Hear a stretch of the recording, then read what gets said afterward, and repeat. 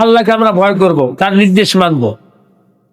তার সামনে এরকম আমরা যে প্লেটের ভিতরে একটা ভাত নিছি, প্লেটটা সামনে, আমরা সব ভাতকে দেখতেছি, কোনটা মরা চাউলের ভাত, কোনটা খুদের ভাত, কোনটা রঙিন ভাত, কোনটা পোড়ামাটির মতো দেখা যায়, লাল ভাত, সবকে আমরা স্পষ্ট দেখতে পাই না? ভাত গুলা কোনটা কি রং এরকম দেখতে পাই। ঠিক ততটুকু আল্লাহ তাআলা আমাদেরকে এইভাবে দেখতেছে, কোনো পার্থক্য নাই। আমরা যত গোপনে থাকি, আল্লাহর কাছে কোনো পর্দা নাই, কোনো গোপন নেই, সব প্রকাশ্যমান। সব তিনি দেখেন।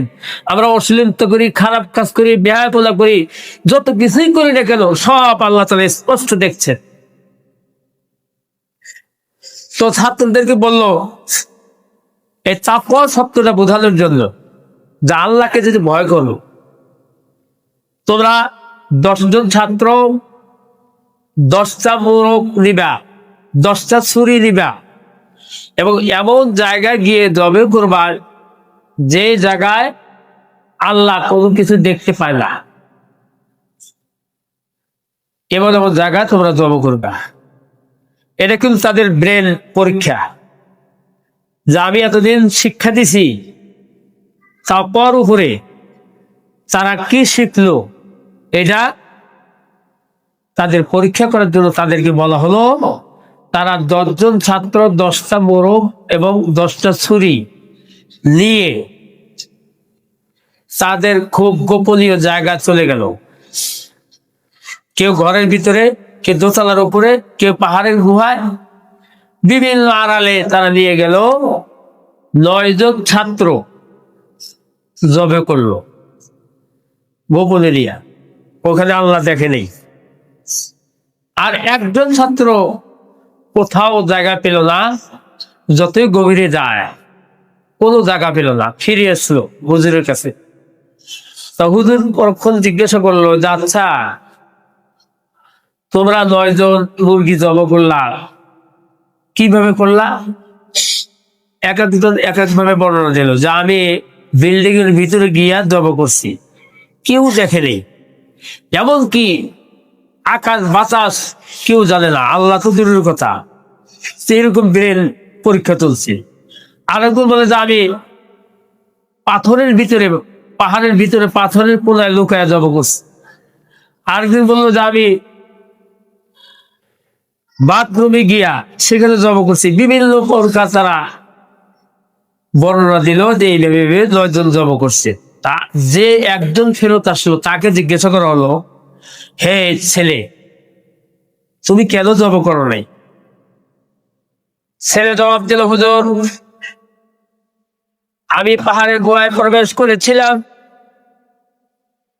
বিল্ডিং এর ভিতরে প্রবেশ করেছিলাম, পাহাড়ের ভিতরে গিয়ে দেখি আমার আল্লাহ আমাকে দেখছেন, বিল্ডিং এর ভিতরে ঢুকছি, সেখানেও আমার আল্লাহ দেখতেছেন, নদীর কাছের ভিতরে ঢুকছি, সেখানেও আল্লাহ আমাকে দেখছে, দরজা বন্ধ করে রুমের ভিতরে ঢুকছি, সেখানেও আল্লাহ আমাকে দেখতে আছে। সুবহানাল্লাহ। সব জায়গায় আল্লাহ আমাকে দেখছি। বাকি 9 জনকে বলবো, হে ছাত্ররা, তো শোনো, এটাকে বলা তাকওয়া। এই যে জব করতে পারে নাই, যেখানে ঢুকছে সেখানে আল্লাহ দেখছে। আটলান্টিক মহাসাগরের নিচে যা কিছু হয় সবকিছু দেখেন কে? আল্লাহ। আমরা যতই অপকর্ম করি, যতই খারাপি করি, দেখেন কে?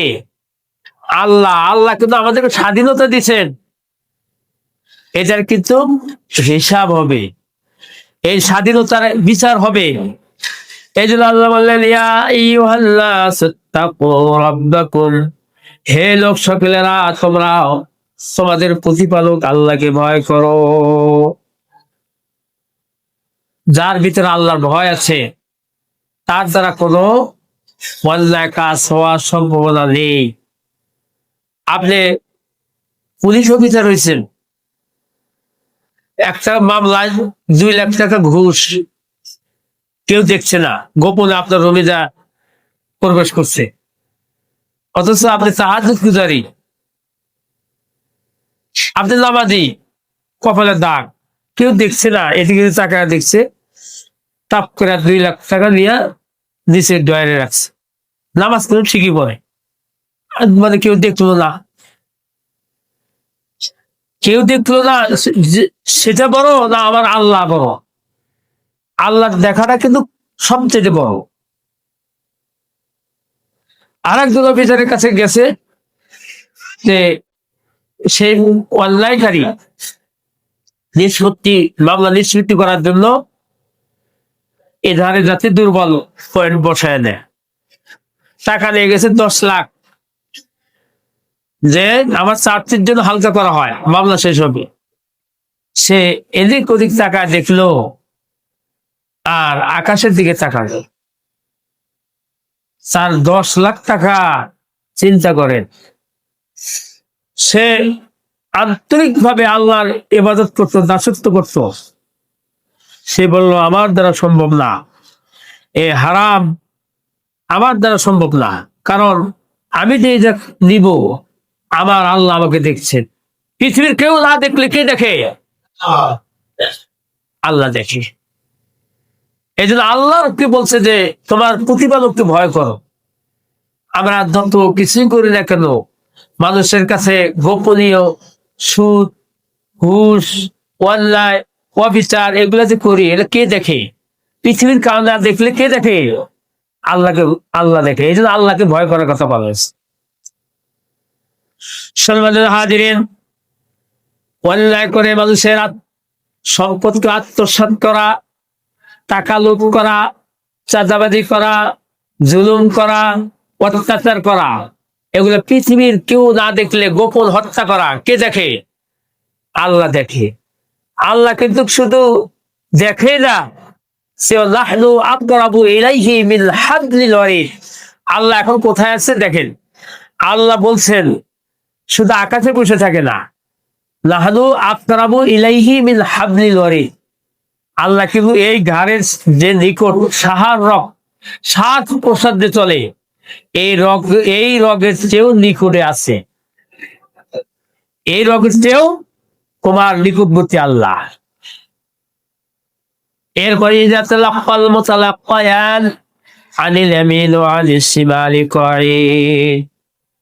তোমার দুই ঘরে দুইজন ফেরেশতা আছে তোমার হিসাব করার জন্য, গ্রহণ করার জন্য। মা ইয়ালফিযু মিন কাওলিন ইল্লা লাদাইহি রাকীবুন আতীদ। তুমি যে কথায় উচ্চারণ করো, যেই কাজই করো, আরেকজন ফেরেশতা সেটা তো রেকর্ড করার জন্য আছে।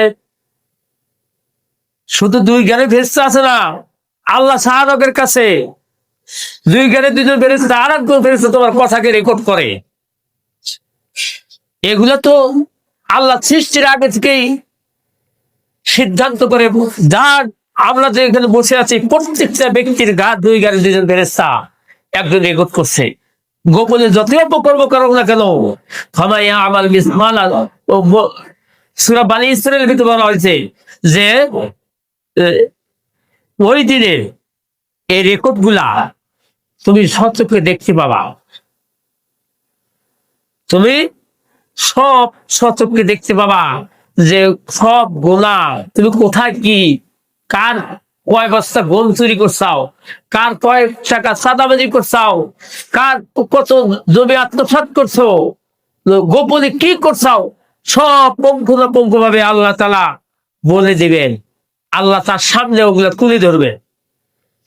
আল্লাহ সূরা বানী ইসরাঈল এই কথাগুলা উল্লেখ করেছেন যে ওই দিন সে সচক্ষে তারা দেখতে পাবে। সূরা বানী ইসরাঈল, সূরা কাহাবের ভিতরে আল্লাহ উল্লেখ করেছে যে তারা সেই দিন সবকিছু সচক্ষে দেখতে পাবে। আল্লাহ বলছেন ফামান ইয়ামাল মিসকালা যাররাতিন খায়রান ইয়ারা, সেখানে সে দেখতে পাবে একটা ভালো কাজ করেছে সেটাও যাররা পরিমাণ দেখতে পাবে। ওয়া মান ইয়ামাল মিসকালা যাররাতিন শাররান ইয়ারা, সেখানেও দেখতে পাবে যে একটা পাপ করেছে, অন্যায় করেছে, সেটাও সে দেখতে পাবে। সেদিনকা অপরাধীরা ভীত সন্তুষ্ট হয়ে যাবে। তারা ইয়াকুলুনা ইয়া ওয়াইলাতানা মা লিহাযাল কিতাব, আহায় আফসোস, এটা কেমন খাতা, কেমন কিতাব, লা ইউগাদিরু সাগীরাতান ওয়ালা কাবীরাতান ইল্লা আহসাহা। এখানে তো কিছুই বাদ যায় নাই, ছোট বড় সব অপকর্ম এখানে লিপিবদ্ধ করা আছে। সে দেখলে পার পাবেন না, আমরা পার পাবো না। আমরা যতই গোপনে অন্যায় করি সেটা প্রকাশ্যমান আল্লাহ দেখায় দিবে। এই জন্য ভয় করতে হবে কাকে? আমরা ভয় করবো কাকে? আমাদের ভয় করতে হবে আল্লাহকে। আল্লাহ বলছেন সেই কথায়, ইয়া আইয়ুহান্নাসুত্তাকু রাব্বাকুম, হে লোক সকল তোমরা ভয় করো তোমাদের প্রতিপালককে, আল্লাহকে ভয় করো।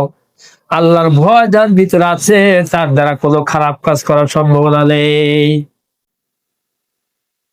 আল্লাহর ভয় না থাকলে আপনি সবই করতে পারবেন। আর আল্লাহর ভয় যখন আপনার ভিতরে থাকবে আপনি অন্যায় করতে পারবেন না। আপনার বিবেকে বাধা দিবে, বিবেক বাধা দিবে, এটা অন্যায়, এটা ভাইরাস, এটা ক্যান্সার। মানুষের টাকা জোর দখল করে চাঁদাবাদি করে দেয়, এটা ক্যান্সারের মতো আঘাত করবে তাদের। তাদের জীবনের সমস্ত আমলকে আল্লাহ তাআলা তুচ্ছ করে শেষ করে দিবে।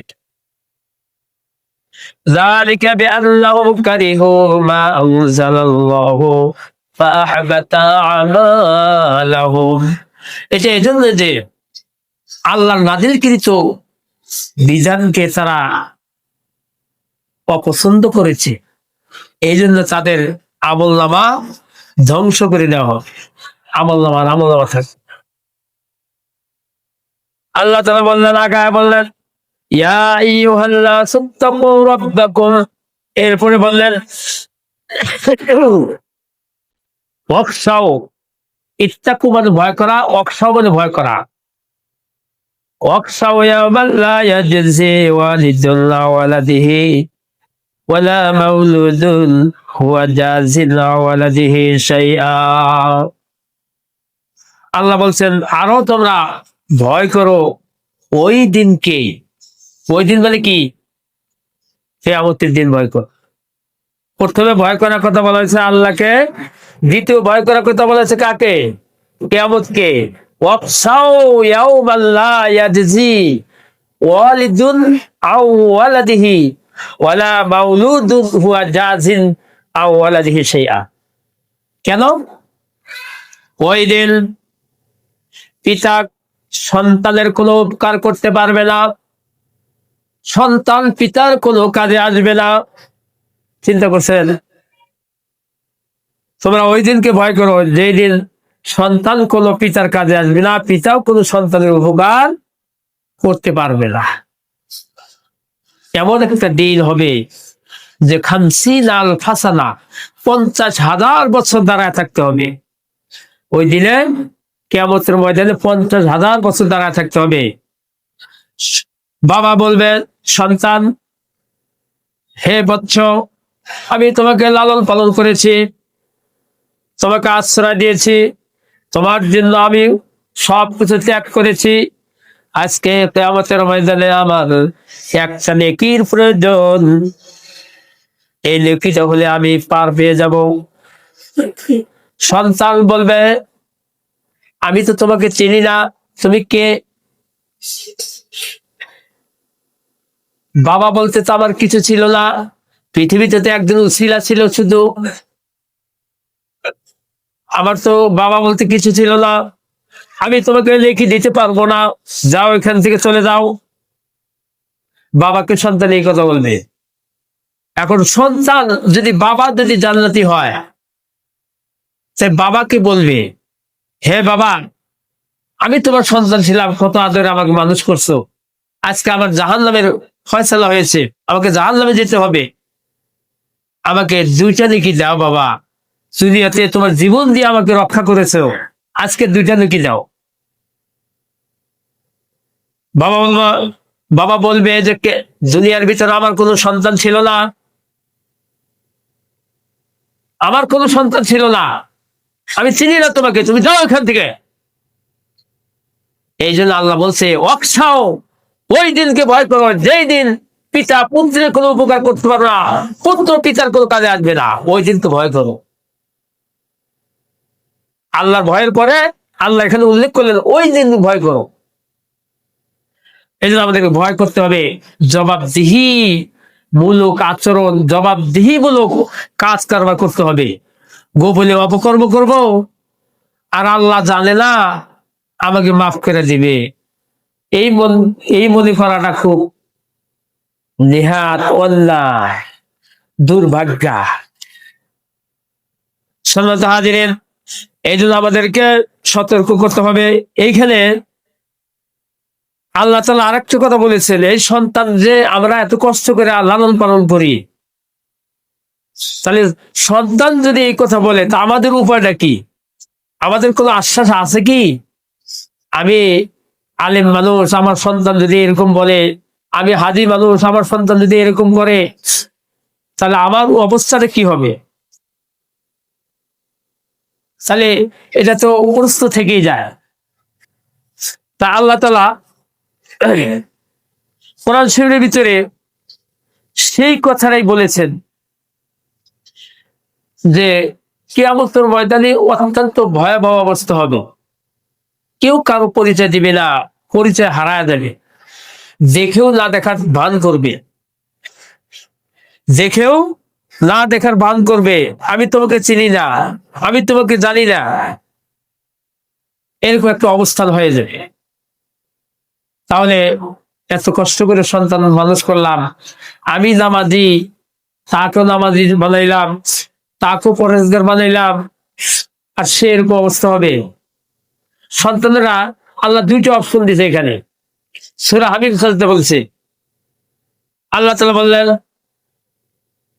তাহতা আকদাবিনা লিয়াকুনা মিনাল আসফালিন।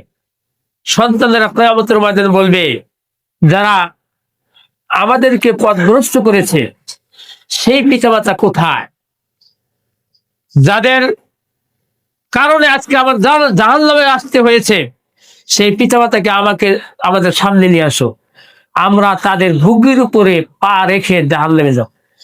নাউযুবিল্লাহ বলেন।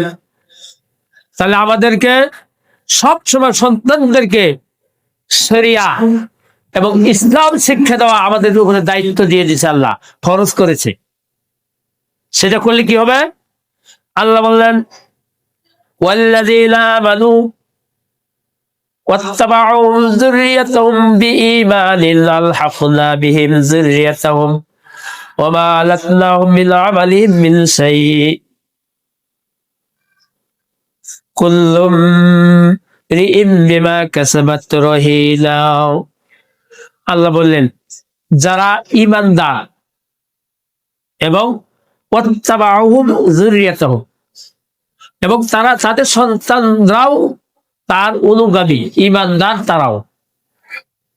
তাহলে যারা ঈমানদার, সন্তানরাও এই পিতার অনুগামী, অনুসরণ করেছে, সেও ঈমানদার, উভয় যখন ঈমানদার হবে তখন আল্লাহ তাআলা বলবেন ঈমানের কারণে আলহাকনা বিহিম যুররিয়াতাহুম, তাদের সাথে জান্নাতের ভিতরে এক করে দিবেন।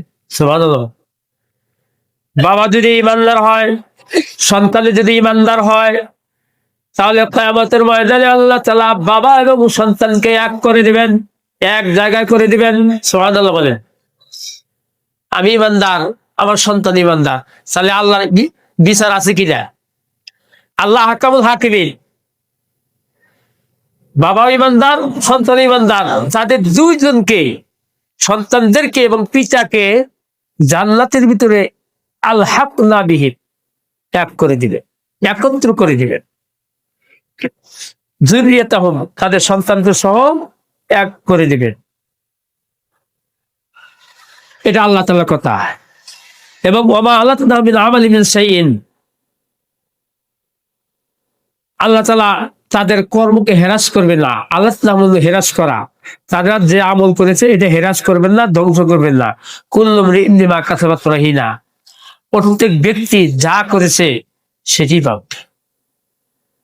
সম্মানিত হাজিরিন, এই জন্য আমাদের উচিত হবে, প্রত্যেকটি গার্জিয়ানের উচিত হবে আমাদের নিজ নিজ সন্তান, সন্তানি এবং আত্মীয় স্বজনকে ন্যায় পথে ধাবিত করা, অন্যায় পথকে পরিহার করা, এই জন্য আল্লাহ তাআলা আরেকটু আগে বললেন, এখানে আয়াতটা তর্জমাটা শেষ করে দিয়ে শেষ করব। ওয়ালা মাউলুদুন হুয়া জাযিন আও আলানি শাইআ ইল্লা ওয়াদাল্লাহি হাক্কুন ফালা তাগররাকুমুল হায়াতুদ দুনিয়া। নিঃসন্দেহে আল্লাহর ওয়াদা সত্য। আল্লাহর ওয়াদা কি? সত্য। আল্লাহ বলেছেন, ওয়ানাদা আসহাবুল জান্নাতি আসহাবান নার আন قد وجدنا ما وعدنا ربنا حقا هل وجدتم حقا قالوا نعم فأذن مؤذن بينهم لعنة الله على الظالمين। কিয়ামতের দিন জান্নাতীরা জাহান্নামীদেরকে ডেকে বলবে যে, হে ভাই, আমাদেরকে যে আল্লাহ তাআলা যে ওয়াদা দিয়েছে এটা কি তোমরা সঠিক পাইছাও? আমরা সঠিক পাইছি, তোমরা কি পাইছো? তারা বলবে, জাহান্নামীরা বলবে, হ্যাঁ পাইছি। তখন মুয়াজ্জিন মানে ঘোষণা করা, একজন ঘোষক ঘোষণা দিবে যে আল্লাহনাতুল্লাহি আলা যালিম, আল্লাহ তাআলা লানত জালিমদের উপর। আল্লাহ তাআলা লানত কাদের উপর?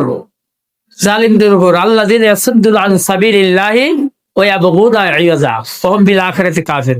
কেননা যারা আল্লাহর পথের বাধা সৃষ্টি করেছিল এবং সাতকে বক্রতা অন্বেষণ করেছে, আল্লাহর বিধান একটা বলেছে ও বাঁকা হয়ে আরেক দিকে চলছে, যা ও শোনার না শোনার ভান করছে, এটাকে বলা হয় বক্রতা, এটাকে বলা হয় অহংকার। তারা অস্বীকার করেছে আখিরাতকে, এই জন্য তাদের উপর আল্লাহ লানত। সম্মানিত হাজিরিন, আল্লাহ তাআলা বললেন যে তোমরা পার্থিব জীবনে আল্লাহর ওয়াদা সত্য এবং আল্লাহ যা বলেছে সেটা করবে, আল্লাহর কথার কোনো রদ বদল হয় না। ফালা তাগুররান্নাকুমুল হায়াতুদ দুনিয়া ওয়া লা ইয়াগুররান্নাকুম বিল্লাহিল গারুর। এই পার্থিব জীবন যেন তোমাদেরকে ধোঁকায় ফেলে না দেয়, আর আল্লাহ প্রতারক শয়তান যেন তোমাদেরকে প্রতারিত না করে। পার্থিব জীবনটা হলো সংকীর্ণ জীবন, ধন দৌলত অর্থ সম্পদের মোহে করে মানুষ আল্লাহকে ভুলে যায়। আর এই জন্য আল্লাহ বলছে পার্থিব জীবন যেন তোমাদেরকে ধোঁকায় ফেলে না দেয়, আল্লাহর ভয়, কিয়ামতের ভয় যেন ভিতরে থাকে। ওয়ালা ইয়াগুররান্নাকুম বিল্লাহিল গারুর, এবং আল্লাহ প্রতারক শয়তান যেন তোমাদেরকে প্রতারিত না করে। মানে আল্লাহর কথা বলে আল্লাহর কথা বলে মানুষ ভিতরে আল্লাহর বিধানের কথা বলে বিভ্রান্ত তৈরি করে। আল্লাহ বিষয়ে মানুষকে মানে এক আল্লাহ বানাইছে, অনেক আল্লাহ, অনেক কিছুর পূজা করে। এটা তো একটা আল্লাহ তৈরি করছে, আল্লাহ এটা আল্লাহ না। মাছের পূজা করে, গাছের পূজা করে, মূর্তির পূজা করে। এই আল্লাহ প্রতারক শয়তান যেন তোমাদেরকে প্রতারিত না করে। এই জন্য তোমরা সাবধান, তোমরা ভয় করো আল্লাহকে, পাশাপাশি ভয় করো সেই দিনকে যেই দিনে কেউ কারো পরিচয় দিবে না। সন্তান পিতাকে হারায় ফেলবে, পিতা সন্তানদেরকে হারায় ফেলবে, ওই দিনের ভয় করো। সম্মানিত হাজিরিন, আল্লাহ তাআলা যেন আল্লাহর ভয় রেখে আমাদের জন্য ইবাদত করার জন্য তৌফিক দান করুন। আমরা বলি আমিন। আমাদের পথ চলা, আমাদের কর্মজীবন এবং আমাদের বাকি জীবন যেন আল্লাহর ভয়ে আমরা চালাইতে পারি, আল্লাহ সেই তৌফিক আমাদের দান করুন। আমরা বলি